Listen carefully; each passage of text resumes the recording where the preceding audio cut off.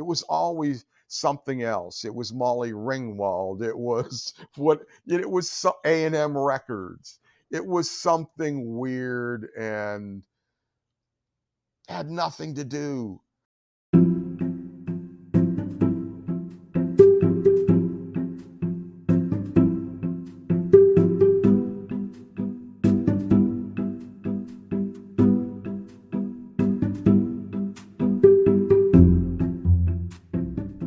Hello, and welcome to another episode of Live Through That, the companion podcast to my book of the same name, where I look at influential 90s musicians and where they are today. I'm Mike Hipple, and on this podcast, we'll dig deeper into a pivotal moment into the lives of some of the artists I feature in the book, as well as some artists I love and respect. Today's guest is Jimmer Podrasky from the band the Rave-Ups. If you're kind of a music nerd like me, you might remember watching the classic 80s movie Pretty in Pink and seeing the band prominently featured in a few of the club scenes singing their songs Positively Lost Me and Rave Up, Shut Up. You naturally ran out to your favorite record shop to buy the soundtrack and were disappointed that not even one of those songs was on there. What happened? Let's start at the beginning when members of the Rave-Ups were working in the mailroom of A&M Records, the same record company that would go on to release the Pretty in Pink soundtrack.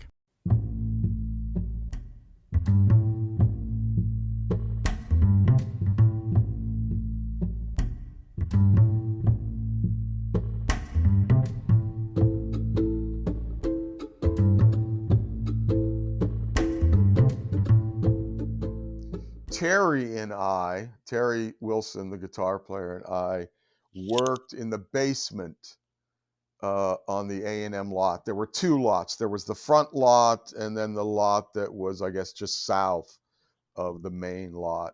And the basement where we worked was in the basement of the southernmost part of the A&M lot, which now is the Muppet Guy studio. It was originally the Charlie Chaplin studios, and then it became A&M Records, and now I think it's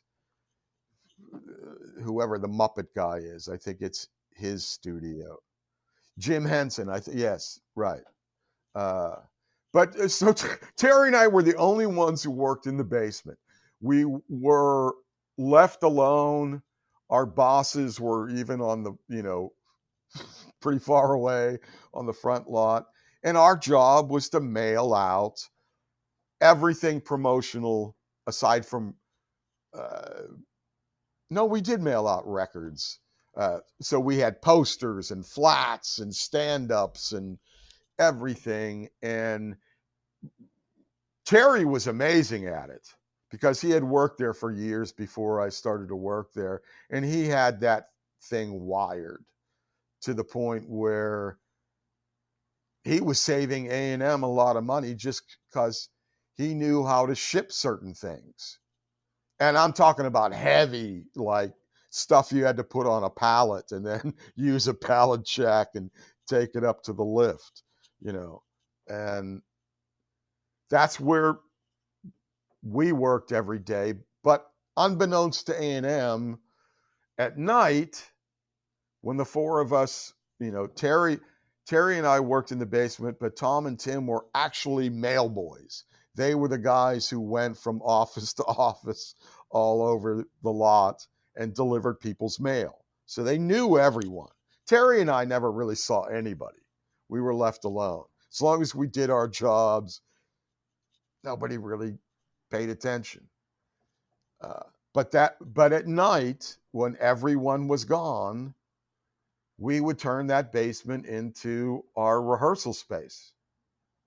So the drums were all set up, the amps were all there. The only person on the lot any given time was one of the guards who didn't give a damn. And then when the rehearsal was over, we would move boxes around with pallet jacks and hide all the equipment just in case early in the morning somebody came down. And that's how we got to play as a band. We didn't have money for rehearsal space, but this seemed like we could pull this off. And we did, believe it or not.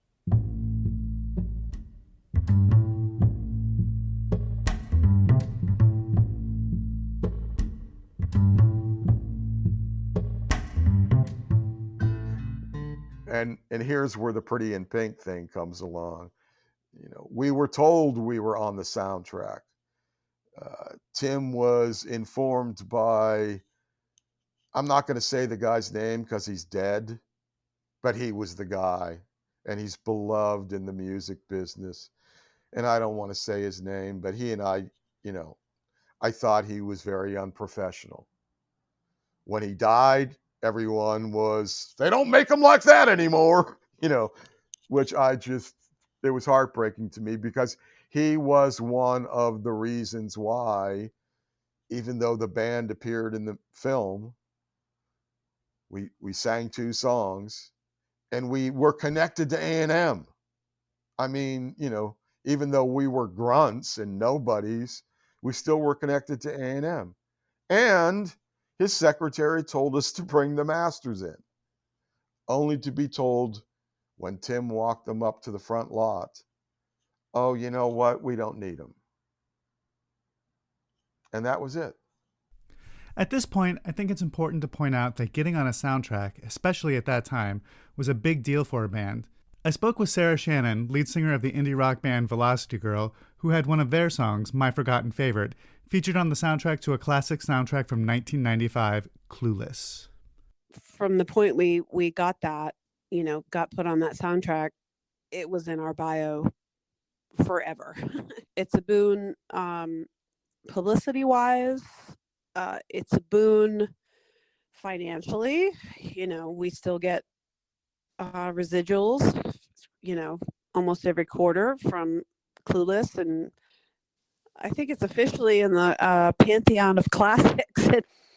And so it gave us, the money that we got is not nearly enough for any of us to retire on, but it became a key talking point in us promoting everything from there on out. As soon as Tim let me know that, God, I can't remember her name, Ellen, I think it was, said, oh, Timmy, I'm so sorry, we don't need them. I walked up to the front lot myself because the guys' offices were right there in that open part of the lot, and I could see his fucking Porsche parked there. And I screamed for him to come out and come down. And he didn't. I think his secretary came out and said he wasn't around. But no, we were never given any sort of, as a businessman, all these years later, it makes sense if they could get Suzanne Vega song or an In Excess song or whatever. I get that, but they should have never done it the way they did it. That's all there was to it. It was really unprofessional, and it didn't have to be that.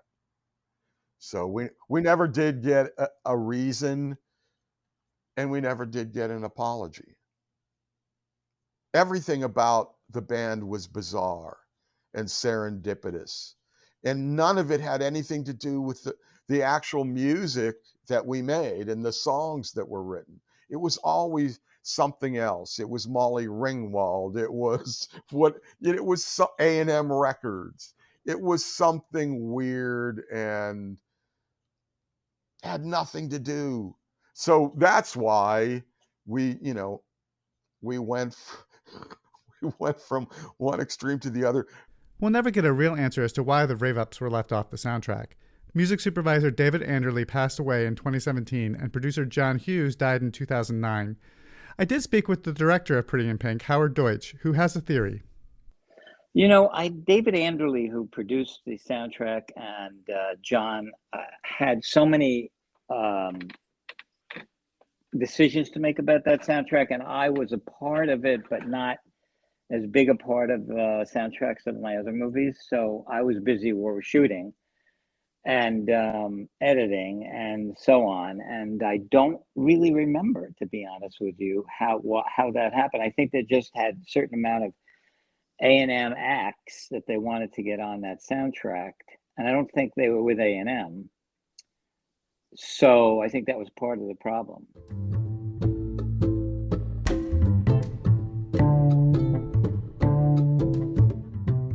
After the disappointment of not getting on the soundtrack to Pretty in Pink, the band went on to sign with Epic Records and released Book of Your Regrets, which gave them an opportunity to really be a band. We were finally making a living doing what we wanted to do. So, it was great in the sense that Epic allowed that. We got an advance. It was a lot of money, and we got to be a band. So again, when we turned the music into them, I'm not sure how happy they were about it. I know meeting with the art department, and the first record was called The Book of Your Regrets. And we met with our product manager and the art people, and the comment from more than a few of them was, this is kind of heavy. It's a little heavier and sadder than Town and Country. Being the wise ass that I was like, you didn't get any clue to that from the title, The Book of Your Regrets. But again, in my heart, I think that The Book of Your Regrets was probably the band's masterpiece. And it was without a doubt the weakest selling thing we ever put out. And I don't get that. Maybe I'm just out of touch with the general public. But in my mind, that was the band's masterpiece. And nobody bought it. Hell, even Epic didn't buy it because we went out on tour. We toured as the opening act for The Church for a month or two. And we came home and they said, go back in the studio. We're not getting enough ads and enough sales. So go make another record. And that was it. It was about a 2 or 3 month stretch, and they just gave up. And I kind of thought to myself, whatever happened to working a project? That, hey, this band might not be an out of the box winner, but with a little work, meaning at least 6 or 9 months, maybe you can get some kind of breakthrough. Epic gave up after 3 months. And then we went back into the studio and started making another record. That second album, Chance, yielded a minor hit with Respectfully King of Rain, but the band still broke up in 1992. After a long hiatus, Jimmer released his first solo record back in 2013, The Would Be Plans, and a second release followed in 2017, God Like the Sun. With the passage of time, it seemed inevitable that the Rave-Ups would reunite. It came to be like almost everything else in my career musically, and it was serendipitous. There was no agenda. I was about to release a solo record in 2019, and one that was predominantly done with Terry Wilson, who was the guitar player for the Rave-Ups. And there was a song on there that Terry really wanted to add to the record. He was the producer, and I wrote most of the songs with him too. But the song that he wanted to re-record, I had already released. I made a few records with various members of Dwight Yoakam's band, and Mitch Marine, who's Dwight's drummer, produced those records. And we had already done a version of the song that Terry was interested in recording.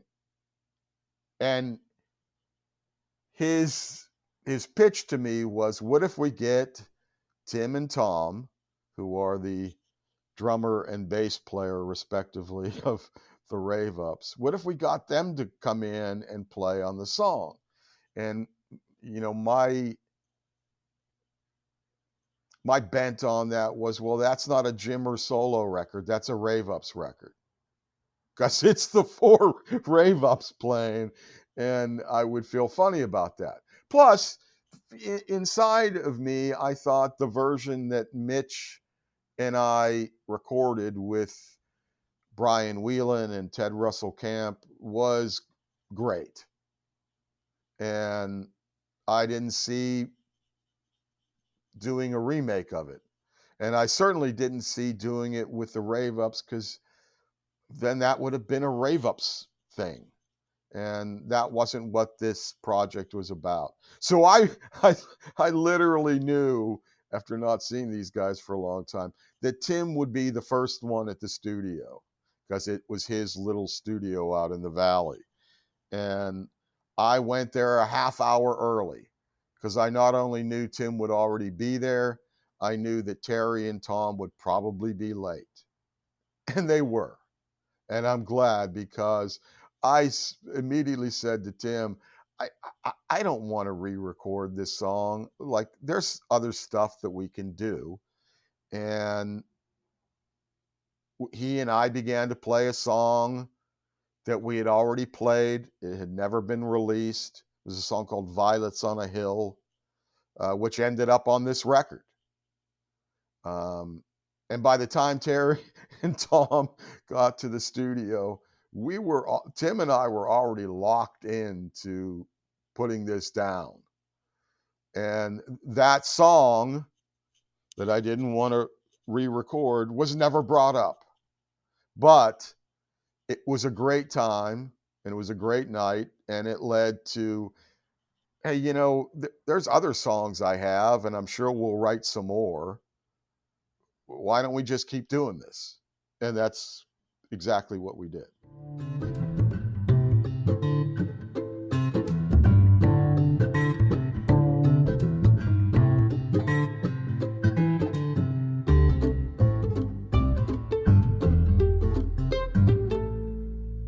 That Rave-Ups record is called Tomorrow and was released in February of 2022. Please go check that out wherever you get your music. And that's it for this episode of Live Through That. Thank you to Jimmer for taking the time to share his story, and to Sarah Shannon and Howard Deutsch for bringing their experiences to this story. Keep your eyes peeled for a bonus episode with Howard, where he'll talk about some of his favorite musical memories from Pretty in Pink. That'll be out within the week. And a friendly reminder that you can also buy my book, Live Through That, on 90s Artists, and get 15% off using the promo code PODCAST15 by ordering at the link on the podcast page. In addition, my earlier book, 80s Redux, that features Jimmer, is available wherever you buy your books. If you like this show, please subscribe so you'll know when the latest episode comes out. You can also follow me on Twitter and Facebook at Mike Hippel Photo, all one word. Thanks for listening. See you next time.